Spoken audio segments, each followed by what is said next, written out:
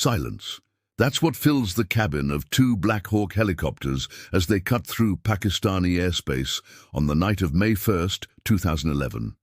24 warriors sit in darkness, each man alone with his thoughts, each man carrying the weight of what comes next. They don't speak because there's nothing left to say. They've trained for this moment 1,000 times, rehearsed every movement, calculated every angle, prepared for every contingency except one, the possibility that they might not return. But that possibility doesn't frighten them. It defines them. These are men who volunteered not once, but repeatedly, who chose the shadows when they could have walked in the light, who understood that some missions are worth more than the lives spent completing them. Tonight, beneath them in the city of Abbottabad, behind 18-foot walls topped with barbed wire, lives the man responsible for the longest manhunt in American history. Tonight, after a decade of ghosts and whispers and intelligence shadows chasing one name through mountains and safe houses, the hunt ends.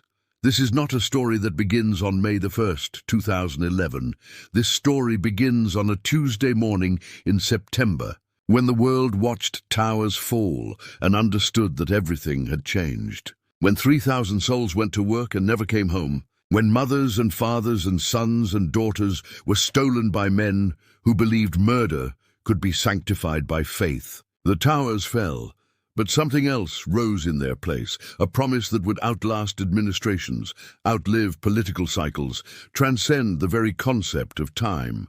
America made a covenant with the dead that morning, an oath written not in words, but in the silence of empty chairs at dinner tables, in children who would grow up without parents, in the endless waiting of those who prayed for justice they feared would never come. For 10 years, intelligence analysts pored over fragments of intercepted calls and shadowy photographs. For 10 years, special operators trained for missions they could never describe to the people they loved. For 10 years, CIA officers moved through hostile territory, knowing that capture meant torture and death.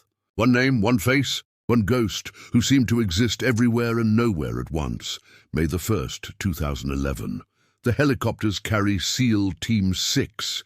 Though there is no Team 6, the name itself is misdirection. Operational security woven into the very designation. They are DevGRU, Naval Special Warfare Development Group, and they represent the apex of everything American warriors can become. These are not men who stumbled into service. They were not drafted. They volunteered, then volunteered again for something harder, then volunteered once more for the missions that exist in the spaces between what the public knows and what the nation requires. They are warriors forged in silence, trained for the impossible, selected not merely for their ability to shoot straight or run fast, but for their capacity to operate in moral and physical darkness without losing themselves. They can breach a door, clear a room, and make life-or-death decisions in the span of a heartbeat. And they can do it while protecting the innocent, while maintaining discipline, while remembering that the uniform they wear represents something larger than revenge. Below them lies a fortress built by a man who understood he was hunted. The compound in Abbottabad is unlike anything else in the neighborhood. Walls twice as high as necessary, windows deliberately obscured, no internet connection, no phone lines, burn barrels in the courtyard for destroying documents before they could tell stories. This is the architecture of paranoia, the physical manifestation of a decade spent hiding. Inside those walls lives the world's most wanted terrorist, a man who traded his freedom for survival, who exists in a self-imposed prison because he knows what waits beyond it. The intelligence that brought these warriors here is not certainty. It's probability, pattern recognition, the slow accumulation of details that suggested but never quite proved. 60% confidence. That was the number they gave the president. 60% that the man on the 3rd floor of that compound was who they believed him to be. In another context, 60% would be unacceptable. But in war, in intelligence, in the pursuit of justice that has consumed a decade, 60% is enough when the alternative is letting the ghost remain a ghost forever.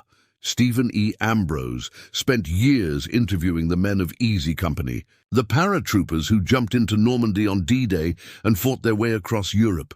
He learned something fundamental about American warriors in those conversations, something that separated them from the armies they faced. These men, Ambrose wrote, carried the weight of a nation's grief and the fire of justice, but they were not seeking glory. They jumped into darkness over France not for medals or recognition, but for something simpler and more profound, for the man beside them, for the mission they'd been given, for the belief that some things are worth the ultimate sacrifice. They were citizen soldiers who became warriors not by profession, but by necessity, ordinary men who discovered extraordinary courage when history demanded it. The SEALs in these helicopters are their descendants, separated by 70 years, but connected by the same thread of duty and brotherhood. Like those paratroopers over Normandy, these operators carry a burden that goes beyond tactics and training. They carry collective grief for a nation that watched its towers fall. They carry the weight of 3,000 names they've memorized, 3,000 stories they'll never let be forgotten, 3,000 reasons why turning back is not an option. Tim O'Brien, who carried a rifle through the jungles of Vietnam and then carried those memories into the rest of his life, understood something about war that civilians often miss. He wrote that a thing may happen and be a total lie, while another thing may not happen and be truer than the truth. War exists in the space between fact and memory, between what happened and what it meant, between the official record and the stories soldiers tell themselves to survive. This mission, Operation Neptune Spear, is both myth and reality. It will be analyzed by historians, debated by politicians, questioned by skeptics, and slowly transformed into legend by the passage of time. But for the 24 men in these helicopters, it is neither myth nor legend. It is simply the mission. It is the culmination of a decade spent preparing, the answer to a question the nation has been asking since that Tuesday morning in September. They do not think about how history will judge them. They think about the mission brief, the layout of the compound, the contingencies they've rehearsed, and the unspoken covenant that binds them together. Leave no man behind, complete the mission, give the fallen their reckoning. The unspoken covenant among these warriors is carved not in stone, but in shared experience, in the thousands of hours they've spent training together, in the missions they've survived and the brothers they've lost. Leave no man behind, not a slogan but a sacred promise, the knowledge that if you fall, they will carry you out no matter the cost, no matter the risk, no matter what it takes. Complete the mission, not for glory or recognition, but because the mission is larger than any individual, because failure means those who wait and hope and pray will wait and hope and pray forever. Give the fallen their reckoning, not revenge, because revenge is personal and small and ultimately hollow. But reckoning, which is justice measured and delivered, which is the accounting that allows grief to transform into something else, something that doesn't quite heal but at least allows forward motion. These men do not speak these words aloud as they sit in darkness above Pakistan. They don't need to. The covenant lives in the silence between them, in the way they check each other's gear, in the nods they exchange, in the absolute trust that comes from knowing the man beside you will die before he lets you down. This is not a story of revenge, though the world will call it that. Revenge is what you seek when you've been personally wronged, when the wound is individual and the response is emotional. This is something else, something older and more fundamental. This is resolve. This is the answer to the question posed on September 11th, 2001, when a nation discovered that distance provides no protection, that innocence is not armor, that evil can reach across oceans to murder office workers in the sky. The towers fell, and in their falling they asked a question: will you remember? Will you pursue? Will you sacrifice? For 10 years, the answer has been written in intelligence reports and training exercises and midnight deployments to places the public will never know about. Tonight, the answer is written in the flight path of two Black Hawk helicopters carrying 24 warriors who volunteered to be the instrument of national resolve. They are not seeking closure for themselves. Most of them were teenagers when the towers fell. Some were children. None of them lost family that day. They seek closure for a nation, for 3,000 families, for the idea that justice delayed is not justice denied, that patience and persistence and the willingness to pay any price can outlast even the most careful paranoia. In the cabin of the helicopters, the warriors sit in silence. They have said their goodbyes, written their letters, made their peace with the possibility that tonight ends differently than they hope. They have trained for this moment until the movements are instinct, until thought becomes action without the delay of decision, until they can clear rooms and identify threats and protect innocents, while under fire in darkness in a foreign country where discovery means death. They are ready. They have been ready for 10 years, even if they didn't know it, even if they were still in high school when the towers fell, even if they joined the Navy to serve their country, and only later discovered they were willing to die for it. The helicopters cut through Pakistani airspace, invisible to radar, flying low and fast through mountain valleys, and inside them sit men who represent the finest warriors America has ever produced. Not because they are superhuman, not because they don't feel fear, but because they feel fear and go anyway, because they understand sacrifice, because they believe that some missions are worth more than the lives spent completing them. Tonight, they go into the Valley of Death. Tonight, they hunt a ghost. Tonight, after 3,257 days, the longest manhunt in American history ends. September 11th, 2001.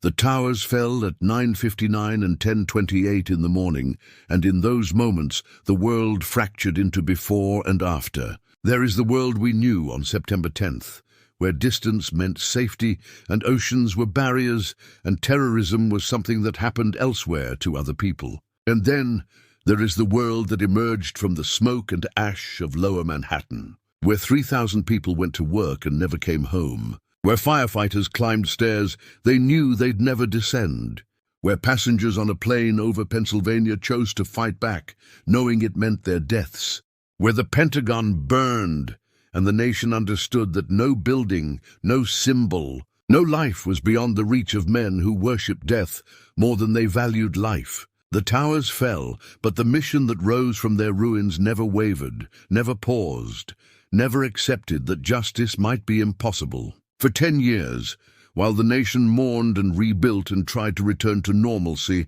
there were people who never stopped hunting. Intelligence analysts who stared at satellite imagery until their eyes burned. Special operators who trained in desert mock-ups of compounds they might never see. CIA officers who built networks in countries where discovery meant torture and execution. One name, one face, one man who believed he could hide forever. The manhunt was not cinematic. It was not dramatic raids and constant action. It was patience measured in years.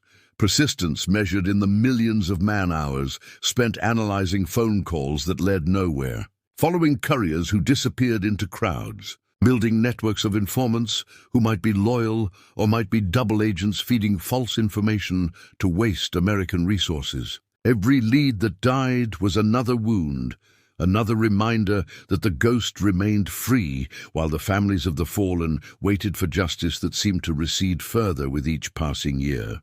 The burden of failure accumulated like sediment, layer upon layer of frustration and doubt. Each anniversary of September 11th brought renewed attention, renewed questions about why the man responsible still drew breath, while 3,000 victims remained forever silent. Each time a mother visited a grave that held no body because her son had been incinerated in the collapse, the weight grew heavier. Each time a child asked about a father they were too young to remember, the mission became more urgent and more impossible in equal measure. The analysts kept working. The operators kept training.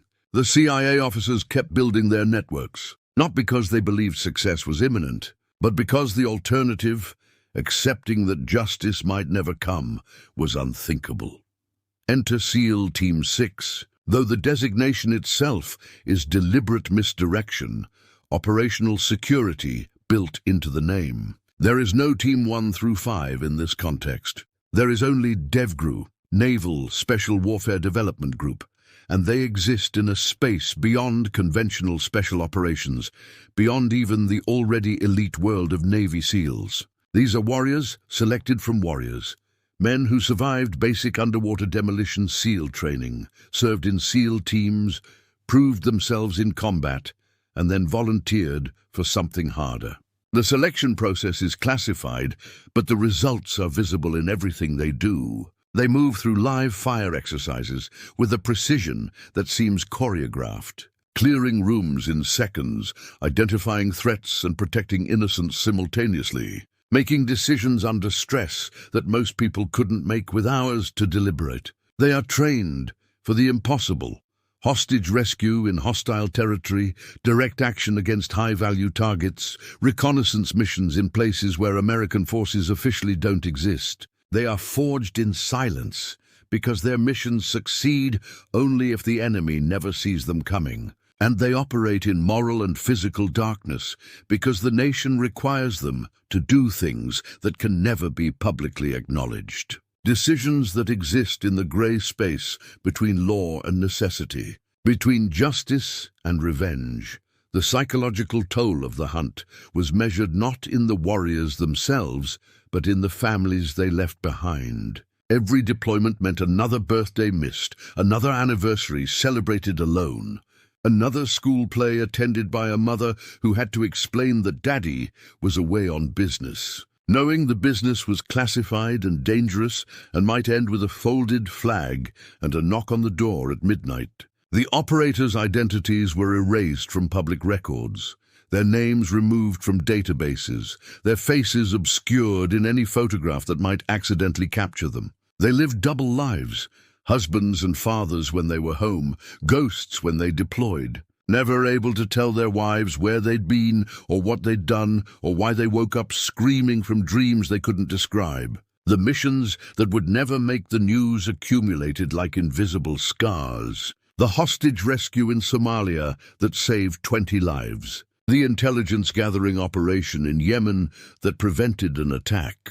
The direct action raid in Afghanistan that eliminated a bomb maker responsible for killing American soldiers. Each mission successful, each mission classified, each mission adding weight to men who could never share the burden because sharing meant violating the oaths they'd sworn and endangering. The brothers who served beside them, Stephen E. Ambrose, spent decades studying American warriors, interviewing the men who fought in World War II, documenting their experiences before age and death could erase the memories. He wrote about Easy Company, the paratroopers who jumped into Normandy on D-Day and fought across Europe, and discovered something fundamental about what makes American soldiers different from the armies they face. These men, Ambrose realized, didn't fight for ideology or conquest or the glory of empire. They fought for something simpler and more powerful, for the man beside them, for the belief that abandoning your brother is worse than death, for the understanding that some missions transcend individual survival. The paratroopers who jumped into France on June the 6th, 1944, didn't do it for medals. Most of them never wanted recognition. They did it because their country asked them to, because the mission required it, because leaving Hitler in power meant condemning millions more to death. They were citizen soldiers, ordinary men from farms and factories and small towns who discovered extraordinary courage when history placed them at the hinge point between tyranny and freedom. They jumped into darkness, not knowing if their parachutes would open, not knowing if they'd be shot before they reached the ground, not knowing anything except that the mission required their sacrifice and they were willing to pay.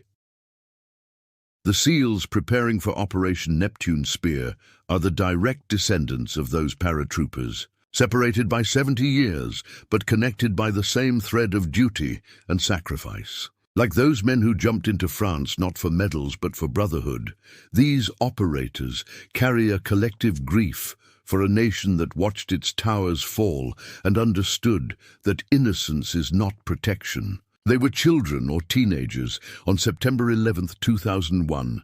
They didn't lose family in the attacks. They weren't personally wounded by the planes that struck the towers, but they carry the weight anyway because they chose to, because someone has to, because a nation that forgets it's dead loses the right to call itself a nation. Every training exercise is conducted with the knowledge that it might be the preparation for the mission that brings justice to 3,000 souls who never had the chance to fight back. Every deployment is accepted with the understanding that their families will wait and worry and pray, just as the families of the fallen waited and worried and prayed before discovering their prayers would never be answered. The weight they carry is not physical.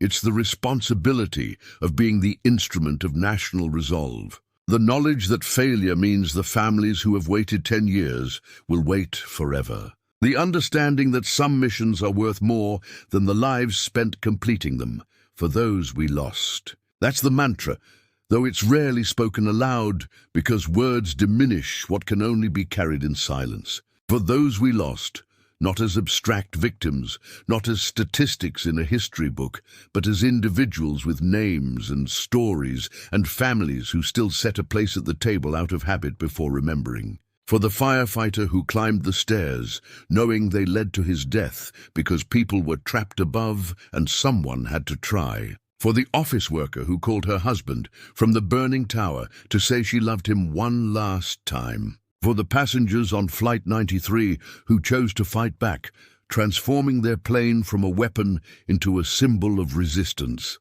For the Pentagon workers who died at their desks defending a nation they served in ways large and small. For the children who lost parents, the parents who lost children, the spouses who became widows and widowers in the span of an hour. For those we lost, the quiet mantra, the fuel that burned for 3,557 days, the reason why 24 warriors board helicopters knowing they might not return. The ghosts of September 11th walk with these operators into every mission. Unseen but always present, a sacred burden that transforms rage into resolve, that converts grief into purpose, that makes the impossible mission necessary regardless of the cost.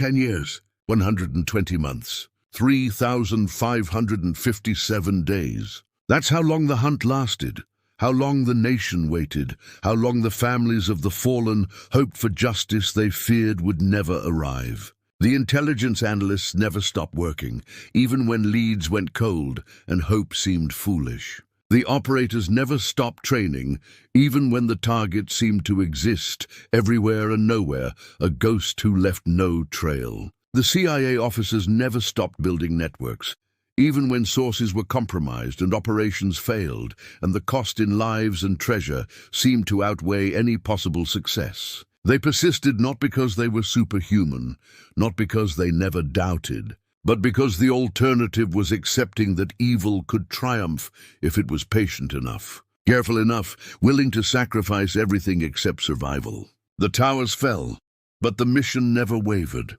For 10 years, warriors prepared in silence for a mission that might never come. For 10 years, families waited for closure that seemed to recede further with each passing day. For 10 years, the nation carried a wound that wouldn't heal because the man responsible remained free. Tonight, on May 1st, 2011, as two Black Hawk helicopters carry 24 warriors toward a compound in Abbottabad, the wait ends. The ghosts of September 11th are finally going to receive their reckoning, delivered by men who volunteered to carry that burden, who trained to be the instrument of justice, who understand that some debts can only be paid in darkness by warriors willing to descend into it. Abbottabad, Pakistan, population 120,000. A city known for its military academies, its colonial architecture inherited from the British Raj, its peaceful streets lined with trees and respectable homes where retired generals lived out their years in comfort. a city barely 100 kilometers from Islamabad, the nation's capital, nestled in a valley surrounded by mountains that had witnessed empires rise and fall. A city that should have been unremarkable, forgotten by history, notable only for its pleasant climate and the cadets who marched in formation at the Pakistan Military Academy, their equivalent of West Point, which sat less than a mile from a compound that nobody paid attention to because it seemed to belong there, just another wealthy family's home in a neighborhood where walls were common and privacy was respected. The city was known for all these things, but it was not known for harboring the world's most wanted terrorist, for being the final hiding place of a man who had spent a decade as a ghost, for being the location where the longest manhunt in American history would finally end. That knowledge belonged to a select few, intelligence analysts who had followed threads so thin they might have been imagination, operators who had trained on mock-ups of a building they'd never seen, and the man himself who lived behind 18-foot walls and understood that survival meant accepting a prison of his own design. The breakthrough came not from satellites that could read license plates from orbit, not from signals intelligence that could intercept phone calls made from caves, not from the dramatic raids and firefights that dominate movies about the war on terror. It came from something far more mundane and infinitely more difficult: patience. Years of watching, waiting, following threads that led nowhere, rebuilding networks after they were compromised, trusting sources who might be loyal or might be feeding false information designed to waste American resources and send warriors into ambushes. The intelligence community had been hunting one man through the mountains and cities of Pakistan and Afghanistan since the towers fell, and they had learned that this particular ghost was careful beyond measure, paranoid beyond reason, willing to sacrifice everything except survival. He never used phones. He never accessed the internet. He communicated through trusted couriers who carried messages by hand, and even those couriers operated with layers of security that made tracking them nearly impossible. But patterns emerge even in paranoia, especially in paranoia, because paranoia requires routine, requires trusted systems, requires the same careful procedures repeated until they become visible to watchers patient enough to look for them over the course of years rather than days. A courier, one man among millions, carefully selected, meticulously trained, instructed to trust no one and suspect everyone. He appeared and disappeared like smoke, never following the same route twice, never establishing a pattern that could be tracked. But he had to go somewhere, and eventually, after years of observation, after countless hours of surveillance that yielded nothing, the watchers noticed something. He went to Abbottabad, not obviously, not directly.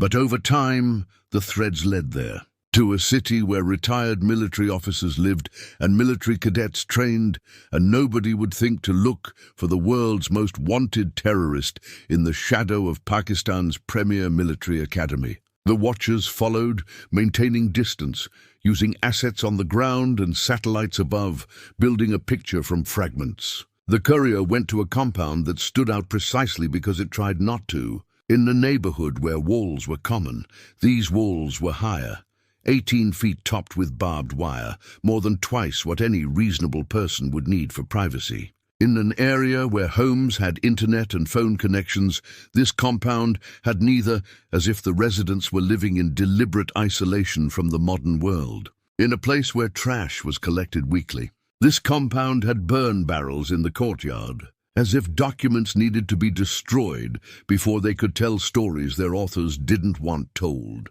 The architecture of paranoia is unique. It tells a story to those trained to read it. This compound was built by someone who knew the world was hunting him, someone who understood that safety meant sacrifice, that survival required accepting a prison whose walls he could never leave behind. The windows were deliberately opaque, covered in ways that prevented anyone from seeing in or out. The walls included privacy barriers, additional screening inside the perimeter walls that meant even if someone scaled the outer wall, they still couldn't observe the compound's interior. There were no gardens visible from above, no signs of normal family life, no children playing in yards or laundry hanging on lines. The compound existed as a fortress designed to protect secrets, built with the kind of attention to security that suggested professional knowledge of how intelligence agencies conduct surveillance. Someone inside understood satellite imagery, understood that height could be measured from shadows, understood that routine creates patterns and patterns create vulnerability. The fortress was designed by fear, built by paranoia, and maintained by someone who believed that absolute isolation was the only price acceptable for continued survival. The man who lived there had traded his freedom for his life, had accepted that he would never again walk streets without worry, never again see mountains without wondering if they concealed watchers, never again trust anyone outside the small circle of people who shared his prison. The geopolitical implications of the compound's location were staggering. This was not Afghanistan, where American forces operated with the host government's reluctant permission. This was Pakistan, a nuclear power with a complicated relationship with the United States, a nation that received billions in aid, while elements within its military and intelligence services maintained ties to the very terrorists America was hunting. The compound sat less than a mile from the Pakistan Military Academy, in a city where retired generals and active officers lived, in a location that should have been under the constant observation of Pakistani intelligence services. Either Pakistan didn't know who lived in that compound, which suggested incompetence on a scale that defied belief, or they knew and had chosen not to act, which suggested complicity that would shatter the already fragile alliance between the two nations. Neither option was acceptable, but both were possible, and that reality shaped every decision about what came next. Any operation inside Pakistan would require entering Pakistani airspace without permission, conducting military action on Pakistani soil without notification, risking international crisis with a nuclear-armed nation whose cooperation was deemed essential to American interests in the region. The diplomatic consequences could be catastrophic. The political fallout could destabilize an already volatile region. But the alternative was allowing the ghost to remain a ghost, was telling the families who had waited 10 years that justice was impossible because geography and politics made it inconvenient. Months of surveillance followed the courier's trail to Abbottabad, not the surveillance of movies where operatives sit in vans across the street with cameras. This was satellite imagery analyzed frame by frame, looking for patterns of movement, counting the number of people who lived in the compound, measuring heights from the shadows cast by the sun. CIA operatives worked on the ground, carefully building cover identities, observing from distance, never approaching close enough to alert the compound's residents, but close enough to confirm details that satellites couldn't capture. Pakistani agents, the few who could be trusted, provided information without knowing why it mattered, fed carefully constructed questions that gave them no indication of the larger operation taking shape. The watchers counted residents and noticed something unusual.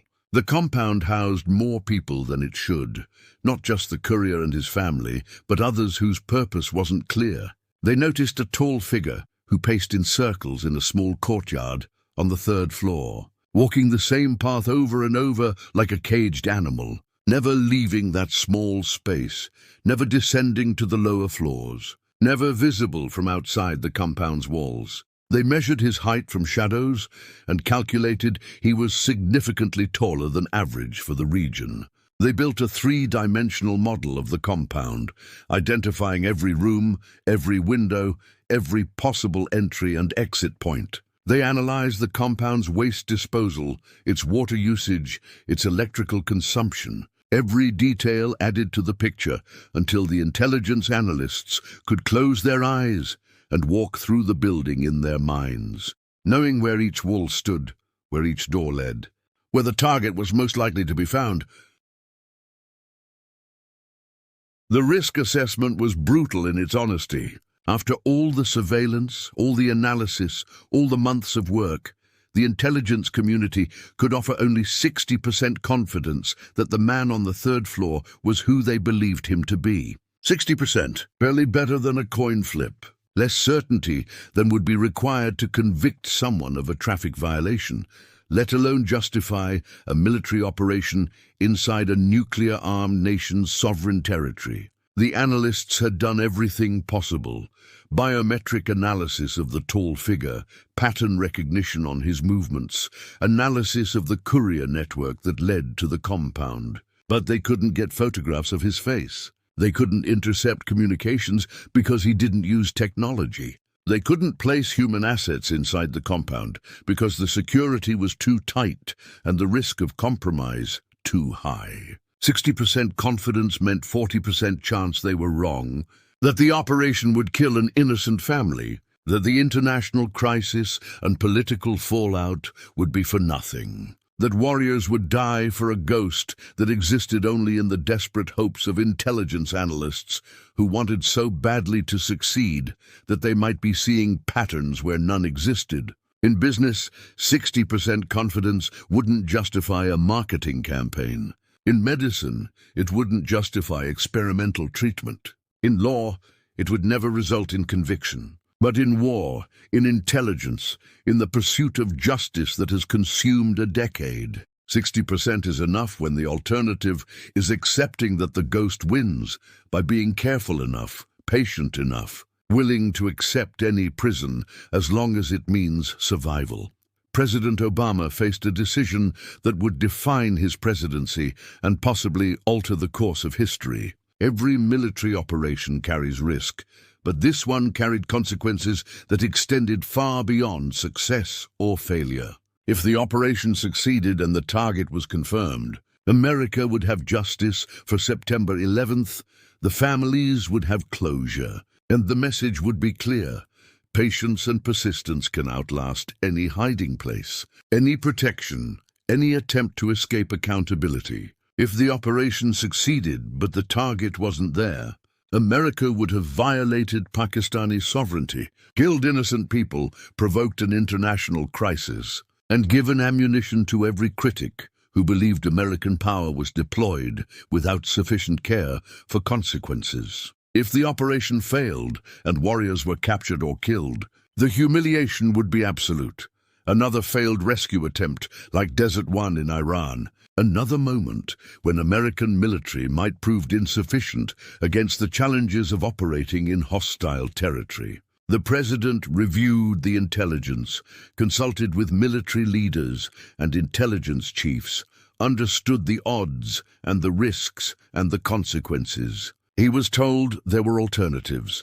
A drone strike that would destroy the compound but leave no certainty about who died in the explosion. A joint operation with Pakistan that would give advance warning and likely result in the target escaping. Neither alternative was acceptable because neither provided the certainty that justice had been done, the proof that would allow the nation to move forward, the closure that families deserved after waiting 10 years. 3 words that would change history. It's a go. Not shouted dramatically, not declared with flourish. Simply stated, the decision made after days of deliberation. The choice to accept the risks because the alternative meant accepting that justice had limits, that geography and politics and insufficient certainty could protect evil if it was patient enough. 3 words that launched 24 warriors toward a compound in Abbottabad, that committed American military power to an operation inside a nuclear-armed nation without that nation's knowledge or consent, that placed trust in intelligence that was barely better than guesswork, that accepted the possibility of international crisis and political catastrophe because some missions transcend the calculus of risk and reward. The orders went out through classified channels. SEAL Team 6 was alerted. The helicopters were prepared.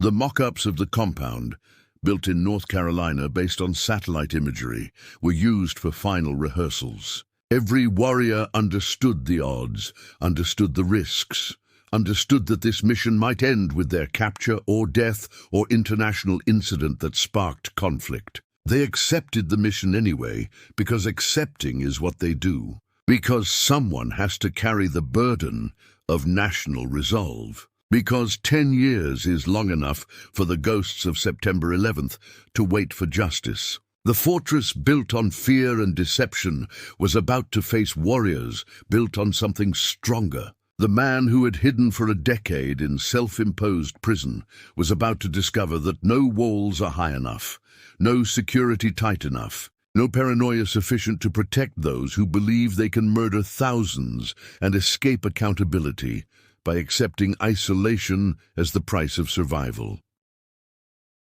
Two modified Black Hawks cut through Pakistani airspace at altitudes designed to evade radar detection, their rotors producing a sound signature different from standard helicopters. Their surfaces coated in materials that absorb rather than reflect electromagnetic waves. These are not the Black Hawks that carry troops into conventional battlefields. These are machines modified by engineers who understand that survival in special operations depends on invisibility, that the best firefight is the one that never happens because the enemy never knew you were there. Stealth technology wraps around frames designed for reliability, creating helicopters that cost tens of millions of dollars each and exist in quantities so limited that losing even one represents not just tactical failure, but strategic loss of capabilities that took years and fortunes to develop.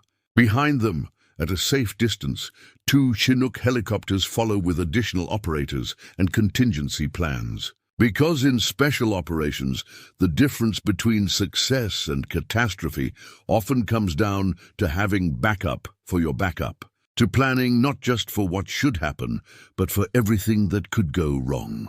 24 men are divided between the two lead helicopters, each warrior carrying weapons and equipment selected for this specific mission. Each man having rehearsed his role so many times that movement has become instinct, that thought translates to action without the delay of decision, that the plan exists not in written orders, but in muscle memory and shared understanding.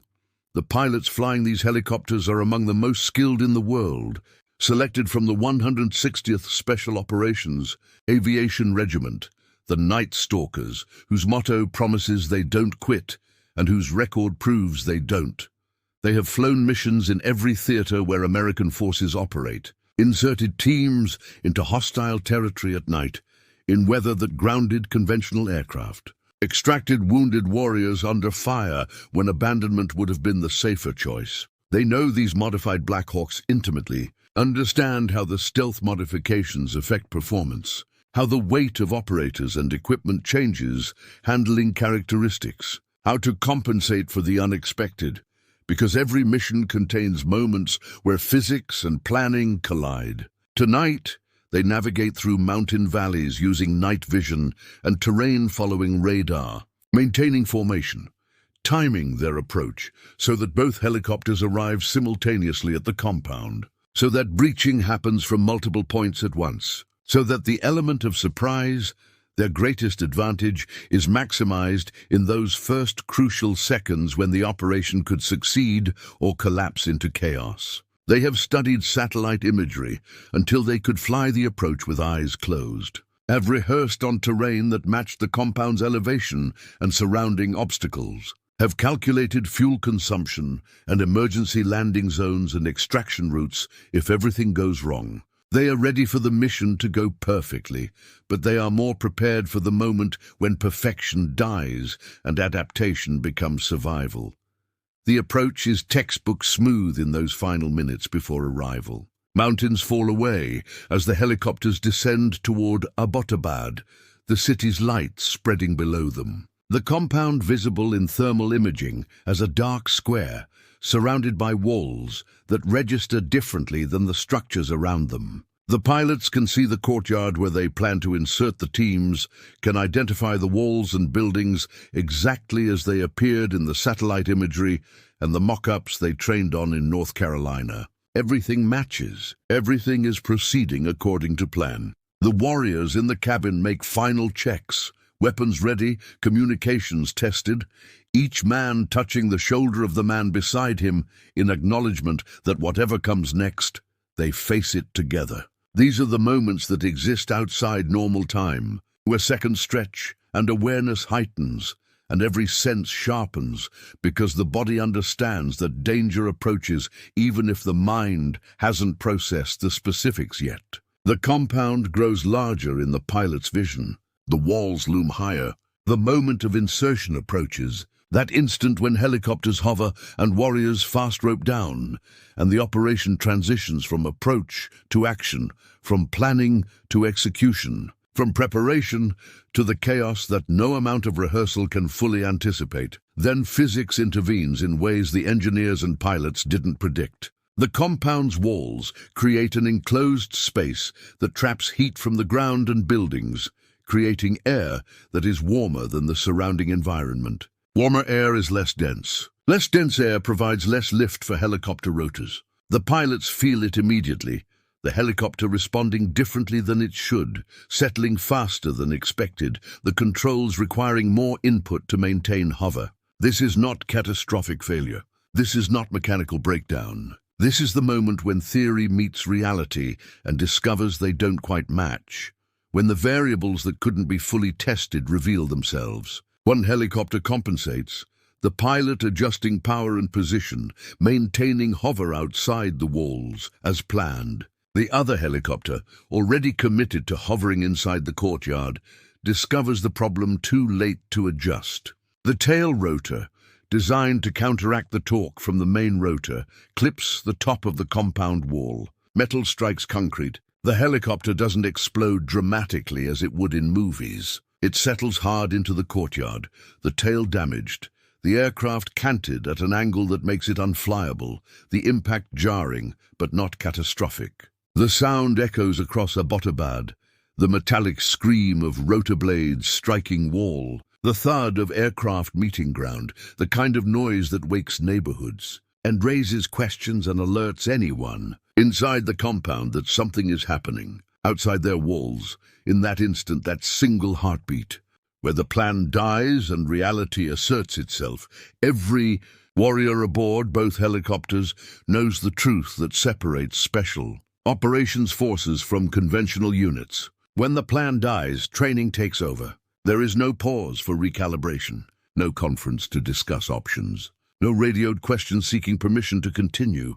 The muscle memory of thousands of hours of training translates thought to action without conscious decision. The warriors aboard the crashed helicopter are already moving before the aircraft fully settles, exiting through doors, establishing security perimeters, scanning for threats. The plan called for fast roping into the courtyard. The new reality requires running from a crashed helicopter while maintaining formation and security. The plan dies in the span of seconds, but the mission continues without pause, because these are warriors who understand that adaptation is survival, that hesitation is death, that the moment you stop moving forward is the moment you give the enemy time to organize resistance. Not a single operator hesitates. Not one man suggests abort. Not one voice questions whether continuing makes sense, now that the element of surprise has been compromised by a crash heard across the neighborhood. They adapt in seconds because adaptation is what they do, because the mission is larger than any individual obstacle, because turning back means the families who waited 10 years keep waiting forever. The sound that should have ended the mission, the crash that announced American presence to everyone within hearing distance, became something else entirely in the minds of warriors trained to find opportunity in disaster. The crash proves they're committed, proves they've crossed the line from approach to action, proves that whatever happens next, retreat is not an option, because a crashed helicopter in a Pakistani courtyard requires explanation that no diplomatic language can provide. The mission was always designed as one-way commitment. Either complete the objective or face consequences that include international incident and captured American personnel and intelligence disaster. The crash simply makes that commitment absolute. There is no turning back now. There is no aborting the mission and hoping to recover the aircraft before Pakistan discovers it. There is only forward, into the compound, through whatever resistance awaits, toward the objective that brought them across international borders without permission. The team leader's voice cuts through the immediate aftermath of the crash, calm and certain, carrying the authority of someone who has made peace with whatever comes next. We're continuing. Not a question. Not a discussion. A statement of fact.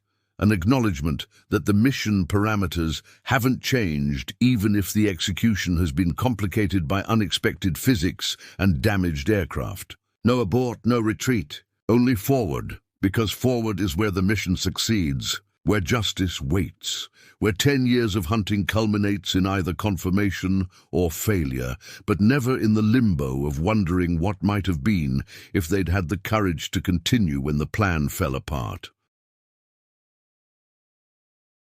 The civilians inside the compound complicate every decision that follows. Intelligence suggested women and children lived there, the courier's family, possibly relatives of the target. People who didn't choose to live in a fortress, but found themselves there nonetheless, because of relationships and loyalties that transcended safety. Every door the operators breach could conceal an enemy waiting with a weapon or a civilian frozen in terror. Every shadow could hide a suicide vest or a mother protecting her children. Every decision must be made in fractions of seconds. Identify the threat level, determine appropriate response, protect innocent life while completing the mission, maintain the discipline that separates warriors from murderers. This is the burden that movies rarely capture, the weight that accompanies every special operations mission conducted in populated areas where combatants and civilians exist in the same space. These warriors have trained for exactly this scenario, clearing rooms in mock-ups where role players portrayed civilians, where the wrong decision resulted in mission failure, where speed had to be balanced against discrimination, where the difference between justice and tragedy came down to properly identifying threats before pulling triggers, split-second decisions between mission and morality, between completing the objective and protecting those who pose no threat, between the violence necessary to succeed and the restraint necessary to remain human. Room to room, floor by floor, the operators move through the compound with precision that looks choreographed because it has been rehearsed thousands of times. This is not the uncontrolled chaos of conventional warfare. This is not suppressing fire and overwhelming force. This is the most disciplined form of violence humanity has ever produced. Controlled aggression applied with surgical precision. Overwhelming capability held in check by training and discipline, and the understanding that every action will be scrutinized, that every decision will be questioned, that the difference between hero and war criminal often comes down to judgment exercised in darkness under stress while people are shooting at you. The operators clear the first floor in minutes, securing rooms, identifying residents, ensuring no one is armed, protecting civilians who find themselves in the middle of an operation they don't understand. Families are moved to secure locations, hands bound with flex cuffs, not as punishment, but as security measure, treated with a respect that seems incongruous with the violence of breaching their home in darkness. The operators speak in calm voices when they speak at all, giving instructions, ensuring compliance, maintaining control without unnecessary force. This is the balance they train for, the capacity for extreme violence held in check by discipline, the ability to be warriors when necessary and protectors when possible, the understanding that the mission succeeds only if it can be defended, not just tactically, but morally. The second floor follows the same pattern. Doors breached, rooms cleared, more civilians secured, each floor bringing them closer to the third floor, to the objective, to the moment when 10 years of hunting culminates in confirmation or confusion. The operators know the layout from satellite imagery and mock-ups, know where stairs lead and which rooms matter, but knowledge gained from overhead surveillance doesn't capture everything, doesn't reveal the texture of walls or the smell of fear, or the way sound echoes in confined spaces. They adapt to reality as they discover it, maintaining formation, covering angles, ensuring that no threat emerges from rooms already cleared. The crashed helicopter sits in the courtyard behind them, a reminder that nothing goes perfectly, that plans are approximations, and reality is chaos, and success comes from adapting faster than the enemy can respond. Pakistani military bases are minutes away now. Questions are being asked. Soldiers are being mobilized. The window for completing the mission and extracting before Pakistani forces arrive shrinks with every passing second. But the operators don't rush. Rushing leads to mistakes. Mistakes lead to casualties. They maintain the pace their training dictates, fast enough to maintain momentum, controlled enough to make good decisions, violent enough to overwhelm resistance, disciplined enough to protect innocence.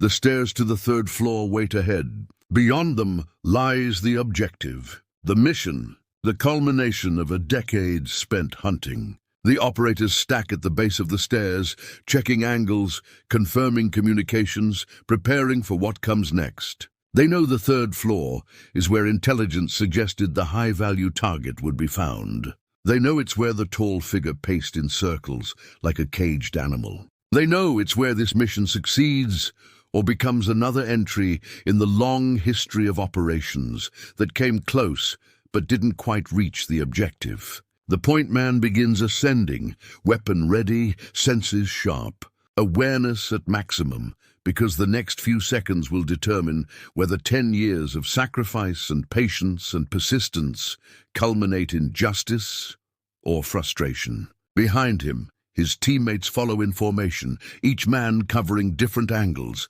each warrior ready for whatever emerges from the darkness above. The crashed helicopter, the alerted neighborhood, the approaching Pakistani military. None of it matters now. The only thing that matters is the third floor, the objective, the mission that brought them across international borders without permission to hunt a ghost, who believed walls could protect him from warriors who understand that some missions are worth any risk, any cost, any consequence. The stairs to the third floor are not steep. They are not particularly long. In any other context, they would be unremarkable. Simple concrete steps leading from one level to another, worn by years of use, lit dimly by whatever ambient light filters through from windows and doorways. But these stairs are different because of what waits at the top, because of the weight they carry beyond their physical structure, because ascending them means crossing the threshold between 10 years of hunting and the moment when ghosts become flesh. When intelligence assessments transform into confirmation or failure, when the longest manhunt in American history either ends or continues into an 11th year of frustration and doubt. The point man begins climbing with movements so controlled they seem slow, even though he's ascending at tactical speed. Weapon raised, eyes scanning the darkness above, aware that every step could be his last, if someone waits at the top with a weapon and the will to use it. Behind him, his teammates maintain spacing, close enough to respond instantly to contact, far enough apart that a single burst of gunfire can't incapacitate multiple operators. They have climbed stairs like these thousands of times in training, in live-fire exercises, in previous missions conducted in compounds and buildings across Afghanistan and Iraq and a dozen other countries whose names will never appear in mission reports. But these stairs are different because everyone climbing them understands what waits above, understands that the next few seconds will define whether they succeeded or simply survived, whether the families who waited 10 years receive closure or continue waiting. The third floor layout matches what satellite imagery suggested but reveals itself differently when experienced from inside rather than observed from orbit. The point man reaches the top of the stairs and sees a narrow hallway, doors on either side. The kind of confined space where every advantage belongs to defenders who know the terrain, and every disadvantage belongs to attackers who must move forward regardless of what waits in darkness. He moves with weapon raised, scanning angles, identifying threats, processing information faster than conscious thought, because threat assessment at this level is instinct refined by training until recognition and response happen simultaneously without the delay of decision. The hallway is quiet, not the silence of abandonment, but the held breath quiet of people who know danger approaches and hope invisibility provides protection. The operators move in formation, clearing angles, approaching doors, preparing to breach rooms where the objective might wait or might not, where innocent civilians might be sleeping or armed defenders might be preparing ambush. This is the moment when all variables converge. Intelligence that suggested the target would be here, training that prepared them for this exact scenario, experience that taught them nothing is certain until confirmed, and the understanding that completing the mission requires moving forward regardless of what doubts whisper in the spaces between heartbeats. The point man sees him first. After 10 years of satellite imagery and intelligence briefings and photographs, analyzed until every feature was memorized, after a decade of hunting through mountains and cities and safe houses that turned out to be empty, after 3,157 days of patience and persistence, and the accumulated weight of families who waited for justice that seemed to recede further with each passing year, the point man sees him. Standing in a doorway at the end of the hallway, the face from 1,000 briefings. Taller than average, bearded. The expression not of surprise but of recognition. The look of someone who has known this moment would come eventually and discovers he's neither prepared nor resigned, merely present at the culmination of his own choices. The man who orchestrated the murder of 3,000 people. The man who believed caves and couriers and 18-foot walls could provide protection from consequences. The man who traded freedom for survival and discovers in this final moment that neither was ever truly his to claim. 10 years compressed into 3 seconds, a decade of hunting reduced to the distance between a warrior's position and a doorway where evil stands wearing the face of an aging man who once believed his cause justified any atrocity, and now discovers that causes matter less than the warriors who pursue justice regardless of how long pursuit requires. 3 seconds. The point man's finger moves to the trigger, the movement automatic, trained, refined through thousands of repetitions until the action requires no conscious thought. 2 shots. Center mass. The fundamentals of marksmanship applied in darkness under stress in a foreign country while conducting an operation that violates international law and risks international crisis. But none of those considerations matter in the 3 seconds between recognition and action, between identifying the threat and neutralizing it, between the face from intelligence briefings and the body falling in a doorway at the end of a 3rd-floor hallway in Abbottabad. One era ending, not dramatically, not with speeches or pronouncements or the theatrical violence of cinema, simply ending because a warrior did what warriors do, closed with the enemy, made the hard decision, pulled the trigger when pulling the trigger was necessary. The shots echo in the confined space, the sound different from training ranges, sharper and flatter and more final because these rounds don't strike paper targets or steel plates, but flesh and bone. Because the man falling in the doorway represents not just a successful engagement, but the culmination of everything that began when towers fell on a Tuesday morning in September. The silence after is profound, not celebration. Not the cheering and backslapping and triumphant exclamations that movies teach us to expect when heroes defeat villains. The silence of men who understand that taking life, even when necessary, even when justified, even when the target is responsible for thousands of deaths, is not cause for joy. Confirmation, that's what fills the silence. The mission objective has been reached. The target has been neutralized. The decade of hunting has concluded. But there is no joy in killing, only in mission complete, only in knowing that the task they were given has been accomplished, that the families who waited can finally stop waiting, that the debt owed to 3,000 souls has been paid not through revenge, but through the patient application of national resolve delivered by warriors willing to carry that burden. The operators move forward immediately,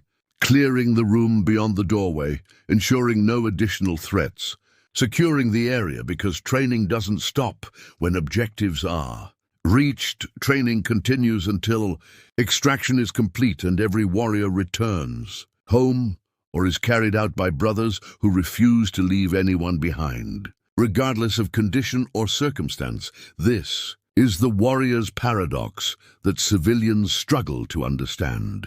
There is no joy in killing, but there is satisfaction in mission accomplished.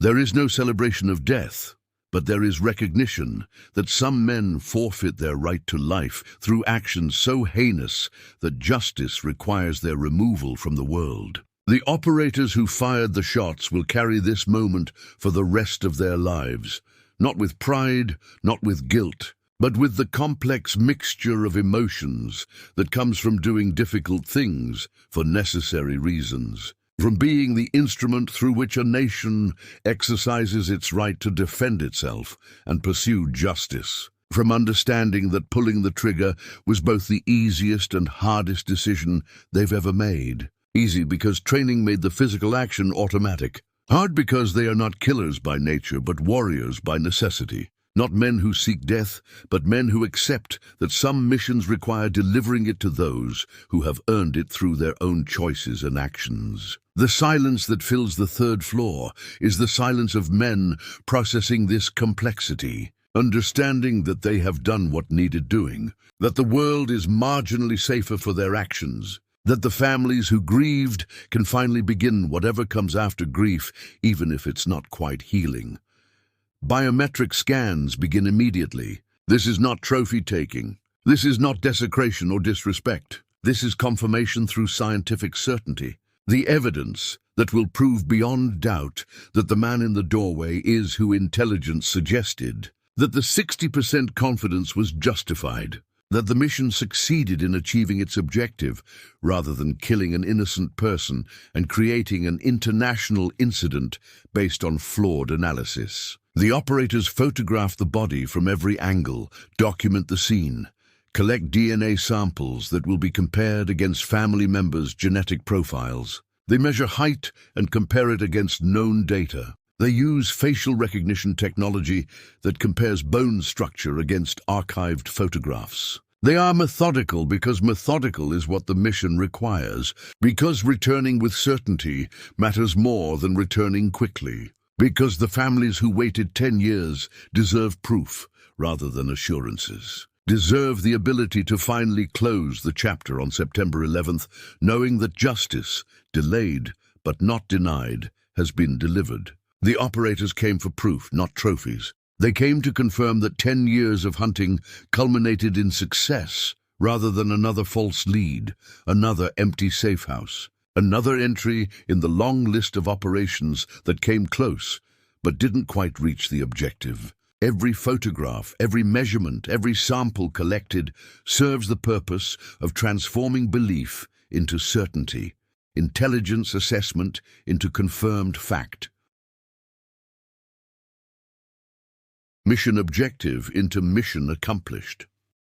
The respect given to the body seems incongruous with the violence that preceded it, seems disconnected from the reality that this man orchestrated the murder of thousands. But the respect is deliberate and meaningful because it demonstrates something fundamental about the warriors conducting this operation. The body is wrapped according to Islamic tradition, treated with the dignity afforded to human remains, even when those remains belong to someone who showed no dignity to his victims, who celebrated when towers fell and people burned and children lost parents. The operators handle the body carefully, not because they feel sympathy for the man who occupied it, but because they understand something he never did, that civilization requires maintaining standards even when facing those who reject all standards, that the difference between warriors and murderers is measured not just in legal authority, but in how power is exercised. That becoming the enemy to defeat the enemy means the enemy wins, regardless of who survives. This is the restraint that separates special operations forces from terrorists. The discipline that allows the same men who delivered violence with surgical precision to treat remains with respect. The training that emphasizes maintaining humanity even when operating in circumstances designed to strip humanity away. The respect is not for the man who died. The respect is for the standards these warriors refuse to compromise. For the understanding that how victory is achieved matters almost as much as whether victory is achieved. For the knowledge that they represent not just American military power, but American values, and those values include dignity, even for enemies who deserve none. The radio message goes out in a code that watchers have been waiting to hear for a decade. The voice is calm, professional, carrying no hint of triumph or relief, simply conveying information through the chain of command that stretches from this third-floor room in Abbottabad to the White House Situation Room, where the president and his advisors watch in real time. One word transmitted through encrypted channels, one word that changes everything while changing nothing because it confirms what intelligence suggested without altering the fundamental reality that 3,000 people remain dead and no amount of justice returns them to families who miss them every day. Geronimo, the code word for target, the designation that means the mission objective has been confirmed and neutralized. The signal that 10 years of hunting has concluded with success, rather than another entry in the ledger of operations that tried and failed. The word travels across continents in milliseconds, reaching ears that have been waiting years to hear it, confirming what hope suggested but evidence hadn't proven, transforming the longest manhunt in American history from ongoing operation to completed mission.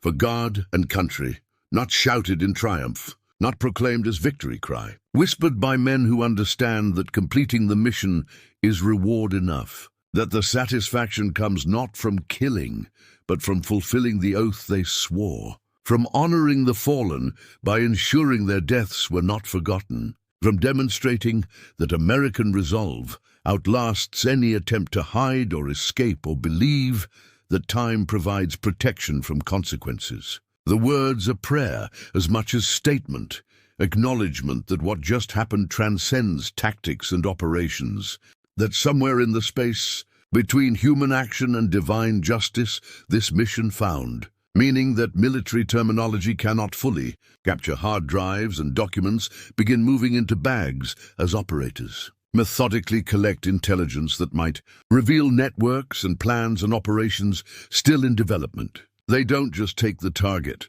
they take his secrets, his communications, his planning documents, the digital trail that might prevent future attacks, or reveal the locations of other high-value targets, or provide insight into how terrorist networks operate in an age of global surveillance. Every hard drive collected represents potential intelligence value measured in lives saved, attacks prevented, operations disrupted before they can mature from planning to execution. The operators work quickly but carefully, documenting what they take, ensuring nothing is missed that might have value to analysts who will spend months processing the material extracted from this compound. 10 years of intelligence waiting to be harvested from the hard drives and documents accumulated by a man who believed isolation provided security, who kept records because paranoia requires documentation, who never quite understood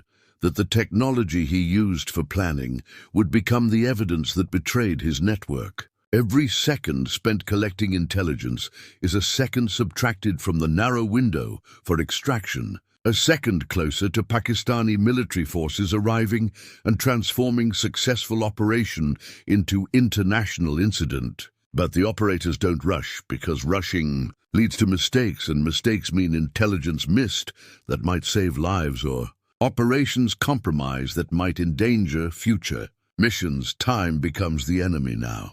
Pakistani military bases sit minutes away, close enough that the crash was certainly heard. close enough that questions are being asked, and soldiers mobilized, and aircraft prepared to investigate the unexpected sounds of helicopters and explosions in a city that should be peaceful. The window for completing the mission and extracting before Pakistani forces arrive shrinks with every passing second, with every moment spent collecting intelligence or confirming identity or securing the site. The operators understand the calculus. Staying too long risks capture or confrontation with Pakistani military. Leaving too quickly risks missing intelligence that might save American lives. They balance competing imperatives with the same discipline they applied to everything else tonight. Moving quickly without rushing, collecting thoroughly without lingering, maintaining focus on mission objectives, even as awareness of narrowing timelines creates pressure that most people couldn't function under. This is what they train for, making good decisions under stress, maintaining discipline when every instinct screams to hurry, trusting that training and experience provide better guidance than fear or urgency. The third floor has been secured, the objective confirmed, the intelligence collected. Now comes the most dangerous part of any mission, getting out alive while carrying proof of what was accomplished, while protecting the evidence that transforms belief into certainty, while ensuring that warriors who entered hostile territory return home, rather than becoming prisoners or casualties or political complications that spark crises between nuclear powers. 40 minutes on target. In special operations, 40 minutes is an eternity, when every second increases the probability of compromise. When hostile forces are mobilizing, when the window between mission success and international incident narrows with each passing breath. The operators have completed their objective. The target is confirmed, the intelligence collected, the proof secured.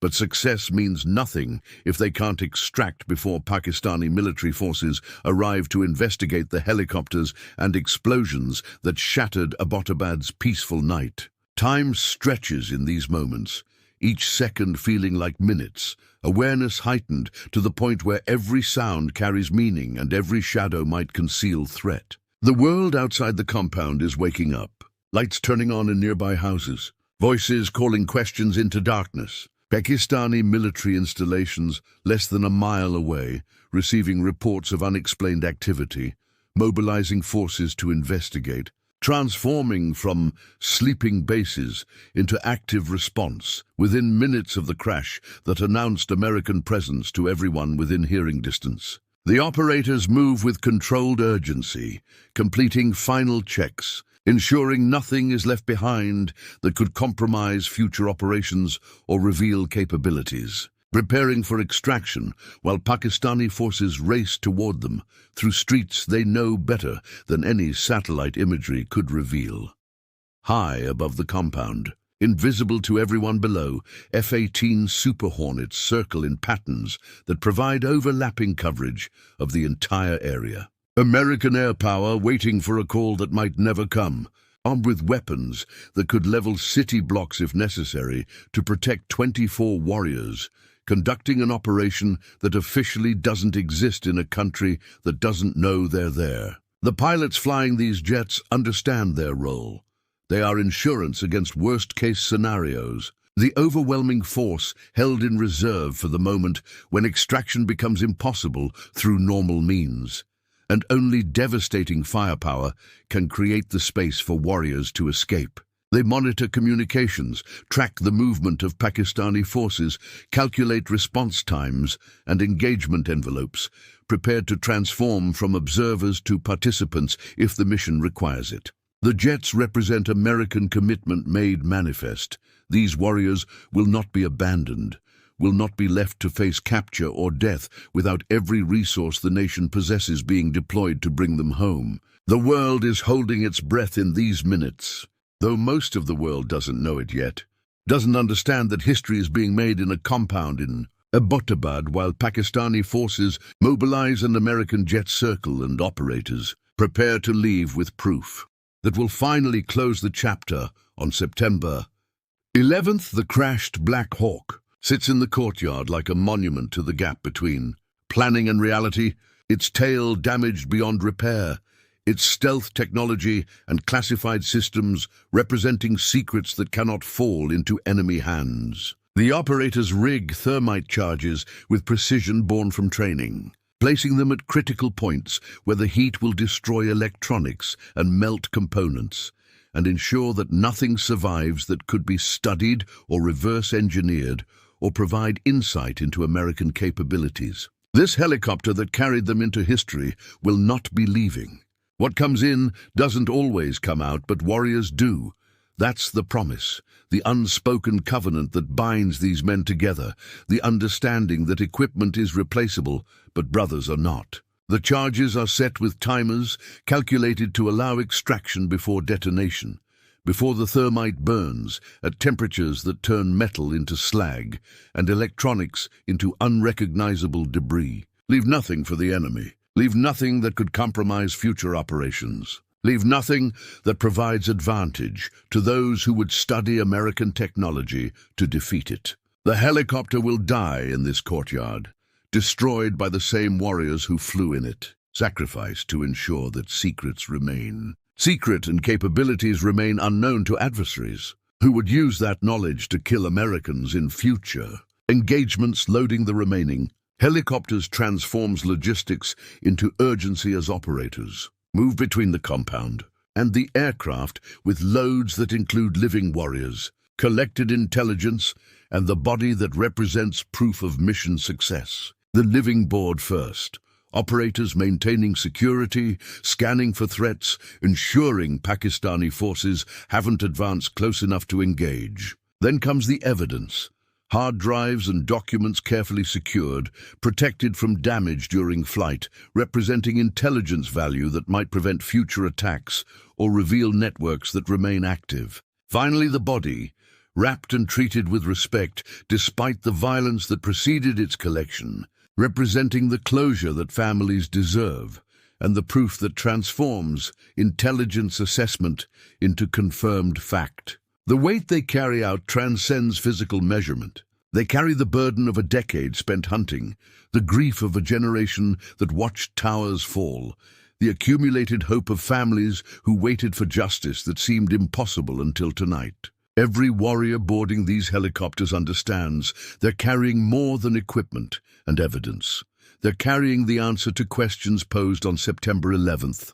The proof that American resolve outlasts any attempt to hide. The demonstration that some debts take years to collect, but are never forgotten or forgiven.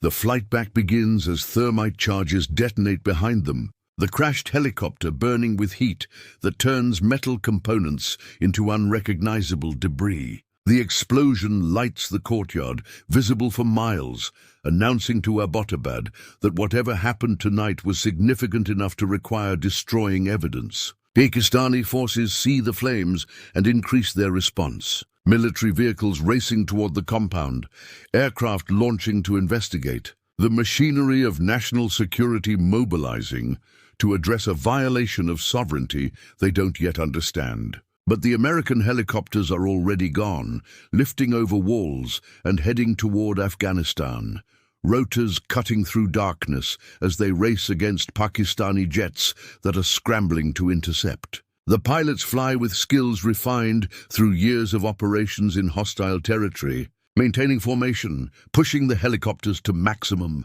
speed while managing fuel consumption. That was calculated before the mission began and must be recalculated now that one aircraft was destroyed and all personnel and equipment must fit into remaining birds. They cross back into Afghanistan while Pakistani radar tracks them, while fighter jets close distance, while diplomatic channels explode with urgent questions about American military action conducted without permission or notification on Pakistani soil. The operators sit in darkness, weapons ready, prepared to fight if interception occurs, but hoping that speed and darkness and the head start gained by completing the mission efficiently provide sufficient margin to reach safety before engagement becomes necessary.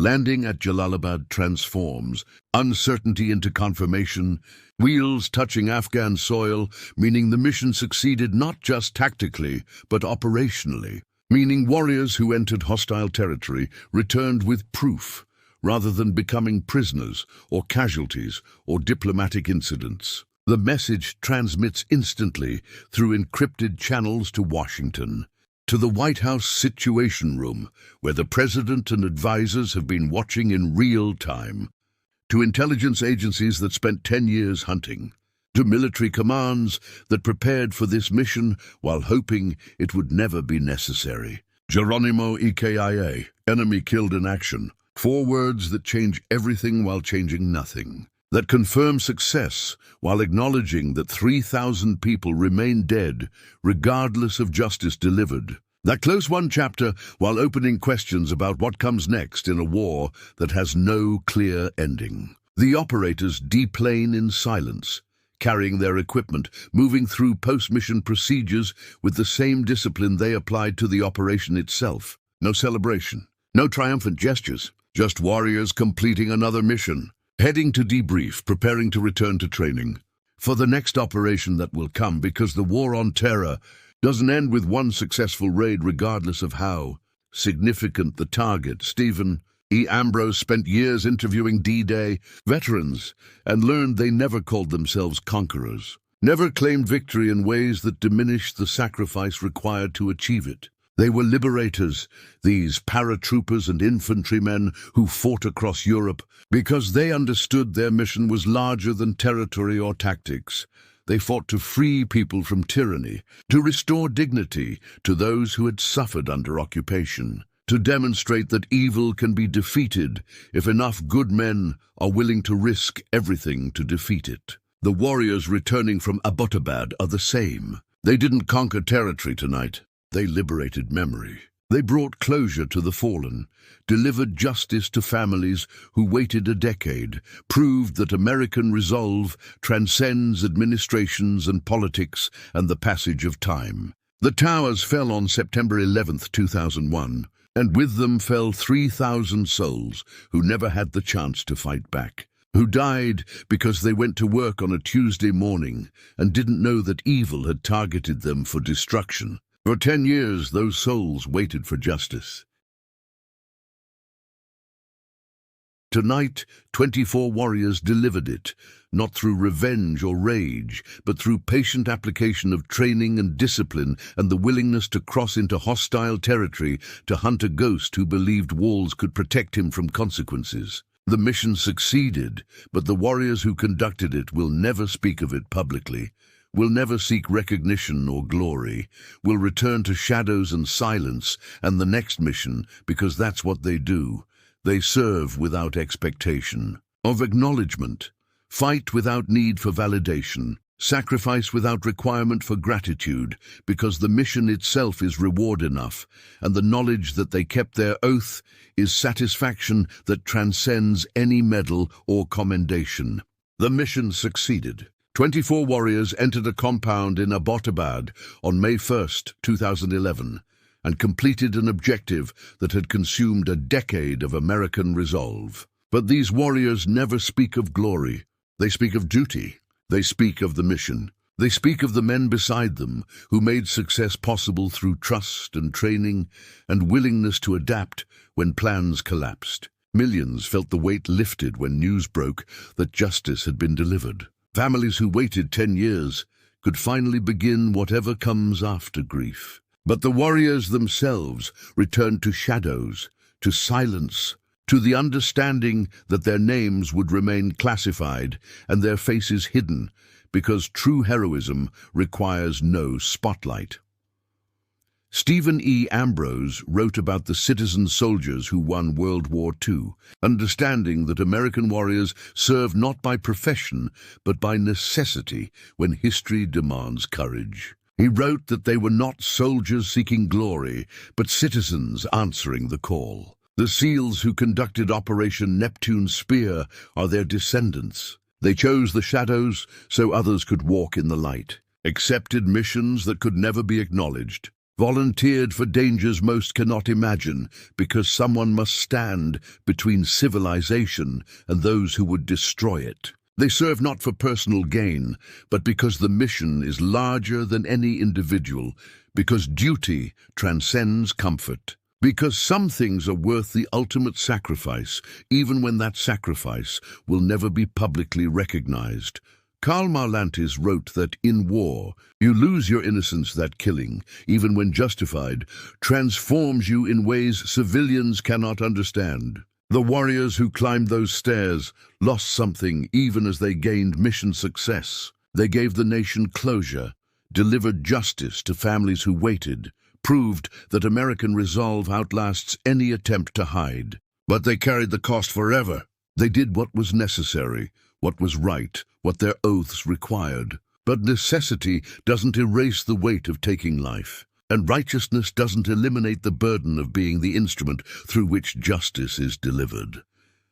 4 months later, on August 6, 2011, a Chinook helicopter designated Extortion 17 crashed in Afghanistan, killing 38 personnel, including 3 SEALs from the Abbottabad raid. Warriors who survived the mission that made history died in an operation that barely made headlines. The mission never really ends. The price never stops being paid. They brought justice to September 11th and then returned to the fight because returning is what they do. Because the war didn't conclude with one raid. Because evil doesn't surrender when one leader falls. May 2nd, 2011 was not an ending, but a chapter closed with honor, precision, and quiet resolve. The lesson is immortal. Justice delayed is not justice denied. It takes patience, sacrifice, and warriors willing to walk into darkness for the rest of us. They hunted a ghost and found him, proving that America never forgets, never abandons, never stops protecting its own. The only easy day was yesterday, the SEAL creed. The warrior's truth, the promise kept. They train harder after success than failure, because complacency kills, and the only way to remain sharp is to never accept that today's victory makes tomorrow easier. The creed continues. The promise endures. The warriors remain in shadows, doing impossible things so we can live in light, asking nothing except that we remember what they fight for and honor their sacrifice by being worthy of their service.